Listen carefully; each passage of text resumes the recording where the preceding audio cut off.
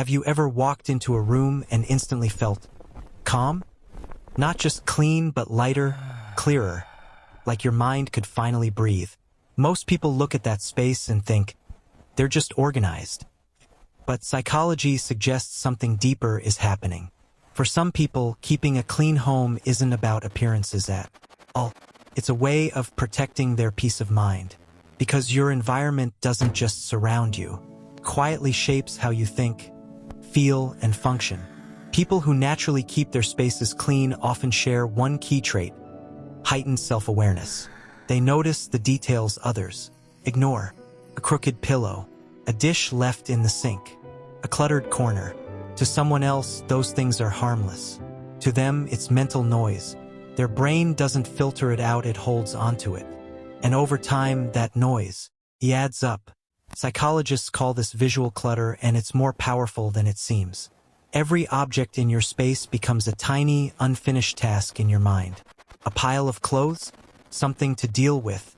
A messy desk, another thing undone. Your brain keeps scanning, processing, reminding, even when you're trying to rest. That's why, for these people, a messy space doesn't just look bad. It feels less overwhelming. But when their environment is clean, something shifts. Their thoughts slow down. Their focus sharpens. Their mood lifts. It's not magic. It's cognitive load. Less clutter.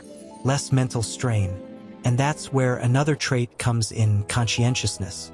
People who keep their homes clean are often more structured and disciplined. Not in a rigid way, but in a way it gives them control. They build small systems, making the bed in the morning, resetting the kitchen before sleep, putting things back immediately. SA aren't random habits. They're psychological anchors. In a world that feels unpredictable, cleaning becomes something stable, something they can control. And when life feels chaotic, that control matters. But here's something people often miss. For many, cleaning isn't just about themselves. It's also about care. A clean home says something without words. You're safe here. You can relax.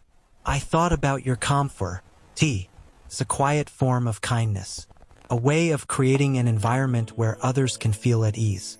And maybe that's why people who value clean spaces often carry that same energy into life. They don't crave house. They don't thrive in disorder. They're not trying to impress anyone. They just understand something most people overlook. Your external space reflects and affects your internal state. So when they clean, they're not just organizing a room. They're resetting their mind. And if you're someone who feels uneasy in a messy space, who can't fully relax until things are in order, that doesn't mean you're too much. It doesn't mean you're controlling. It may simply mean your brain is wired to seek clarity, to reduce noise, to create calm. Because sometimes, cleaning your space is one of the simplest ways to clear your mind. And maybe the real question isn't, why do some people care so much about a clean home? Maybe it's this: what does your environment say about your mind?